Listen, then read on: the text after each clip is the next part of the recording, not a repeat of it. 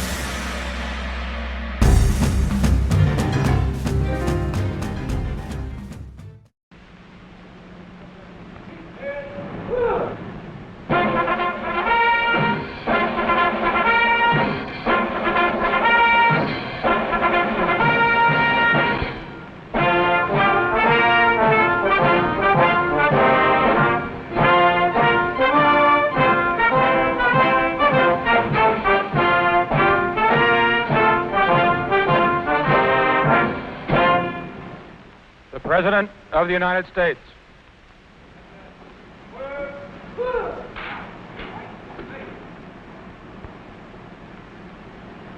Admiral, Captain, gentlemen, I want to express on behalf of the members of the Congress, the ambassadors from many countries, on behalf of myself, I think the people of the United States, great appreciation to you, both of your efforts today, and your efforts on other days and nights, in spring and in winter and in summer. The United States Navy helps secure the freedom of countries thousands of miles away, ships which sail hundreds of miles from coasts, far-off places, preserve the freedom of those countries. And therefore, as a former member of the United States Navy, and now as President, I want to express to you our heartfelt appreciation. I hope you realize the contribution that you're making, not only to the preservation of the peace, but the preservation of the freedom of this country, and the over 50 countries which are allied with us, and others which, while not allied, benefit from our strength. What you have shown us today, the ships, the techniques, and most of all, your own skill and courage, makes all of us return to the Capitol with a good deal more confidence and hope.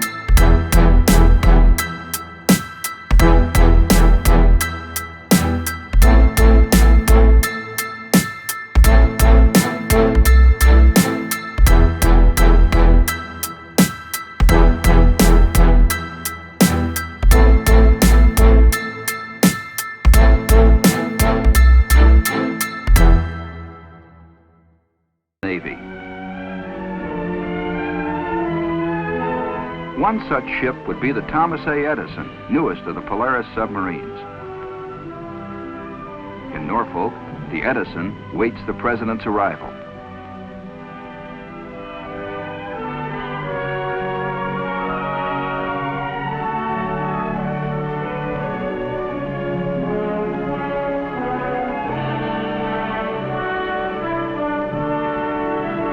Within weeks, this submarine will join the Polaris fleet already deployed on patrol. Armed with 16 Polaris missiles, she will add substantially to the free world's ability to deter war and prevent aggression. While President Kennedy scans the harbor through one of Edison's periscopes, Vice President Johnson arrives aboard the attack carrier Forrestal.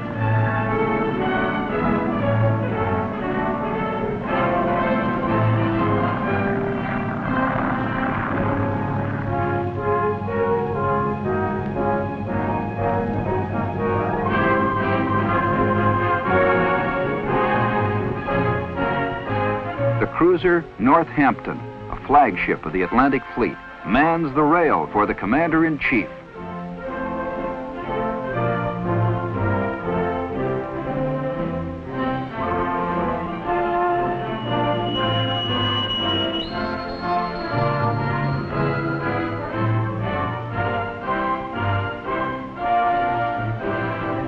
In an emergency, Northampton could serve as the President's mobile command post at sea, one of several nerve centers from which he and his staff could transmit command decisions.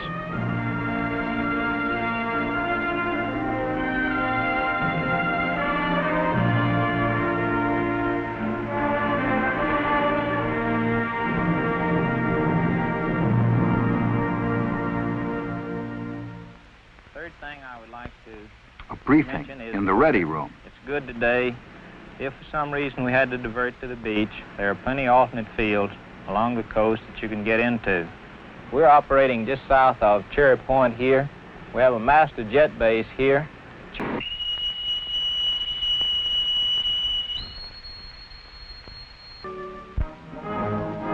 And now, honors, salutes, and ceremonies by the fleet. Nowadays, fleets are widely dispersed across thousands of miles of ocean. This is a rare sight. Among ships saluting the President, the largest in the world, the Enterprise.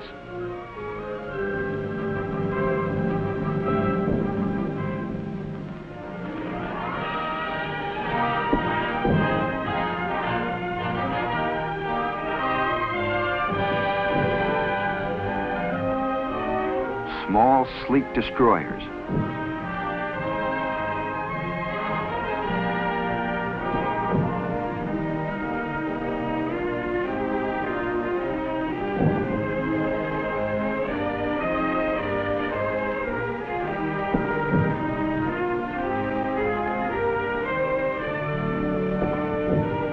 Guided missile destroyers, frigates, cruisers, and the first nuclear-powered surface ship, the USS Long Beach. Amphibious assault ships and their Marines. Proud, dedicated men, proud ships, an answer to the President's question.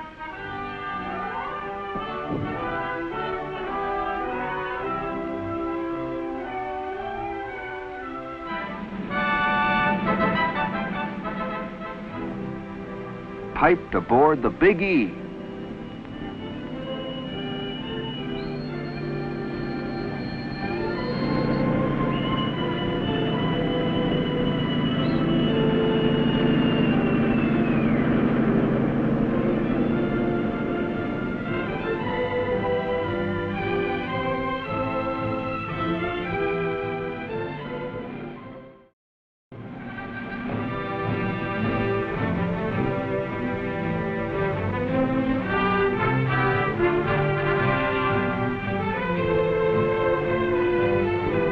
Anti-submarine rockets are ready.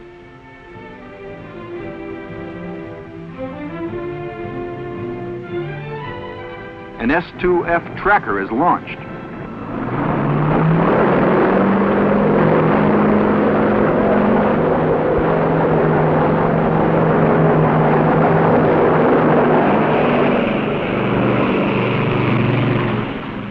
helicopters also play an important role on the sub-hunting team.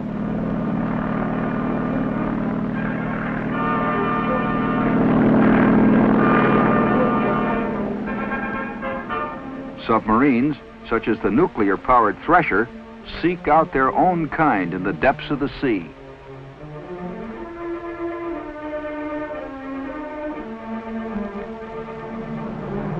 A land-based P-2V Neptune starts the show.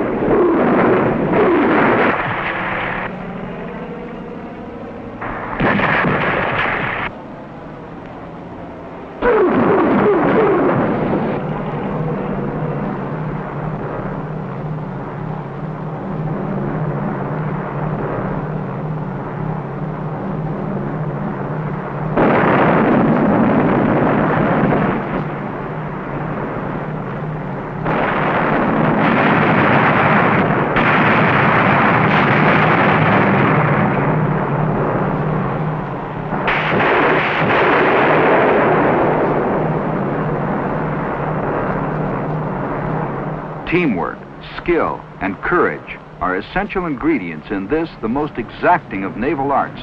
For anti-submarine warfare today is advancing rapidly on all fronts with improved tactics and new equipment to find and destroy the elusive submarine.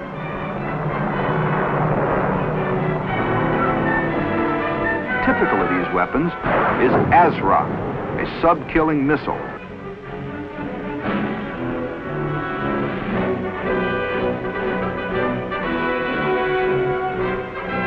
The submarine's traditional enemy is the destroyer.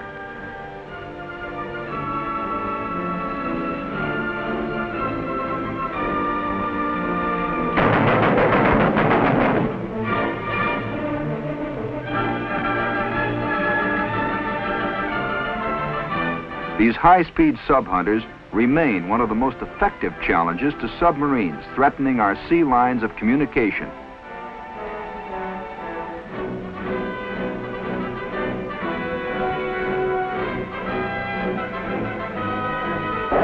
Two Terrier surface-to-air missiles are fired at a drone.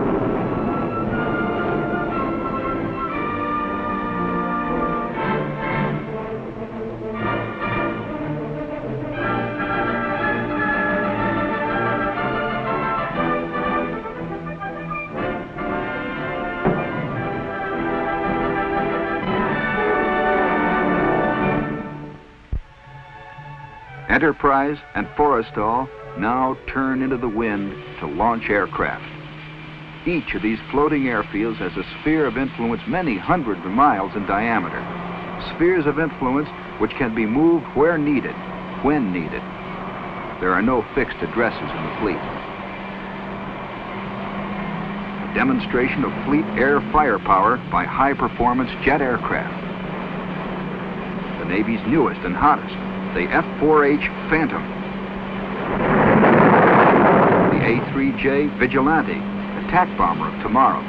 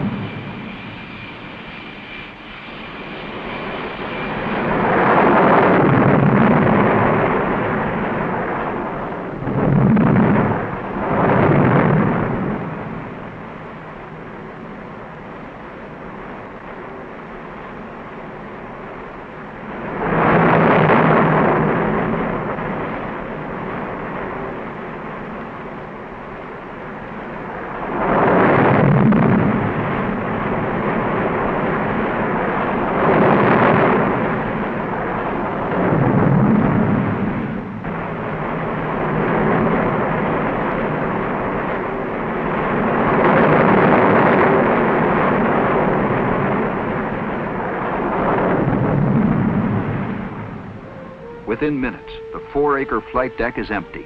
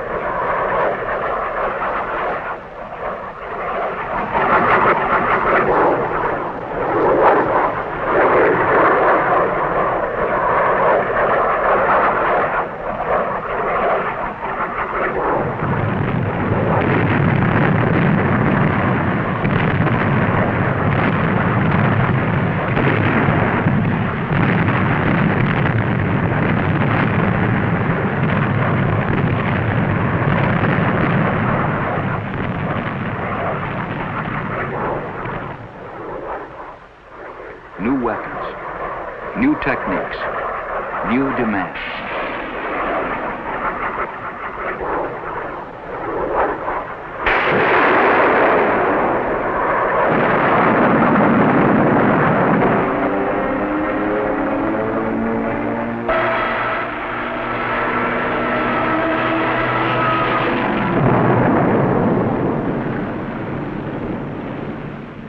These planes are visible evidence of how carrier aircraft support directly amphibious forces over the beach or other combat troops farther inland.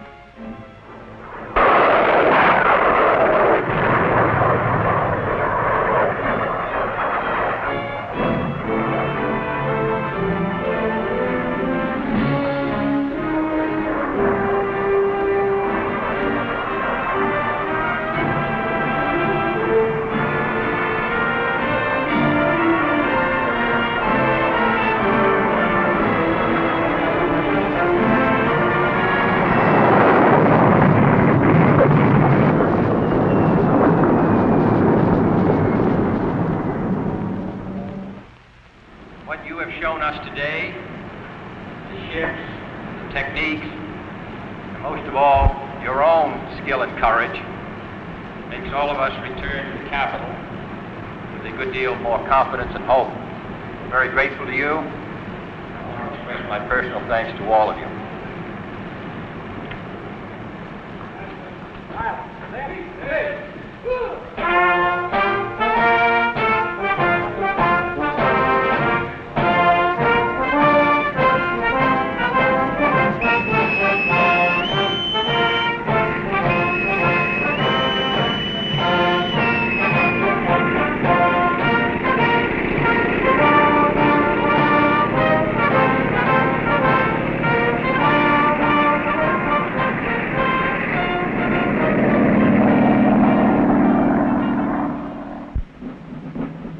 Camp Lejeune, North Carolina. Here, hard-hitting, battle-ready units armed with the latest weapons are prepared to go into combat at any level of the wide spectrum of nuclear or limited warfare.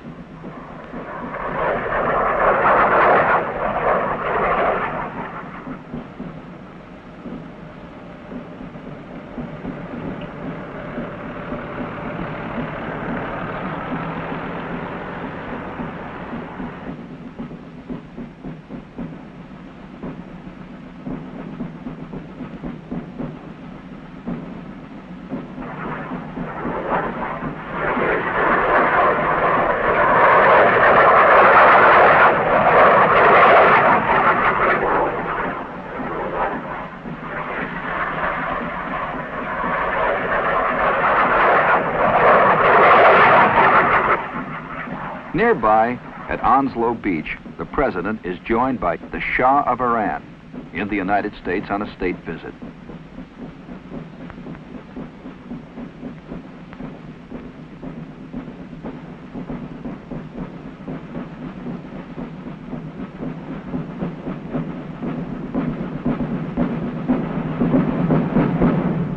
Now land the landing force. Now land the landing force.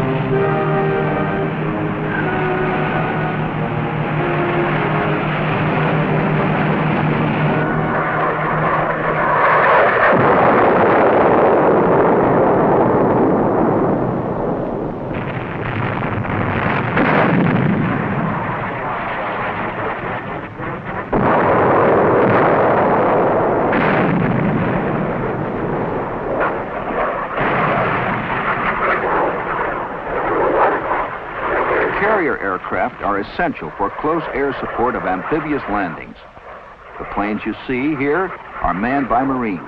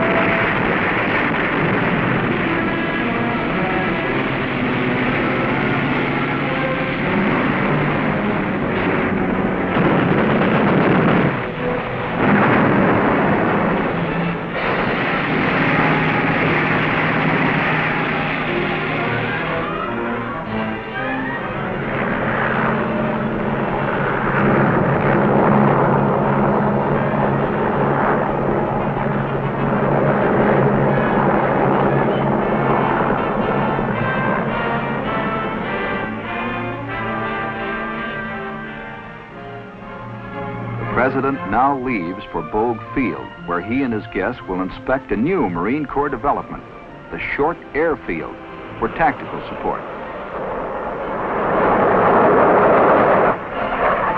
Equipment similar to carrier catapults and arresting gear is used to handle Marine aircraft engaged in support of the ground forces.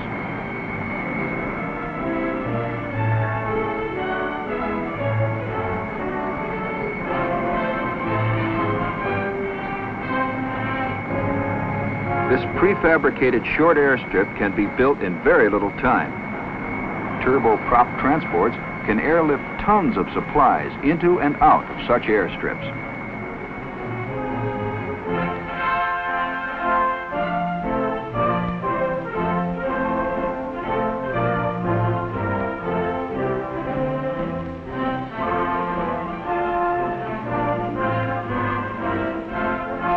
Thus, after participating in 24 hours of continuous fleet operations, President Kennedy leaves for Washington and the affairs of state.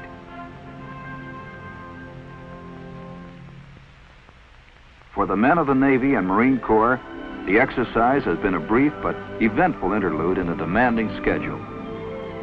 As they return to their jobs, as they shoulder individually the heavy, often lonely responsibility of preserving the peace, they do so assured of the support and confidence of their president and the 180 million people he represents. For it was John F. Kennedy who said on completing his review of the Navy Marine Corps team, "As we leave the fleet today, we are prouder than ever that we are citizens of the United States and supporters of these men who serve us so well."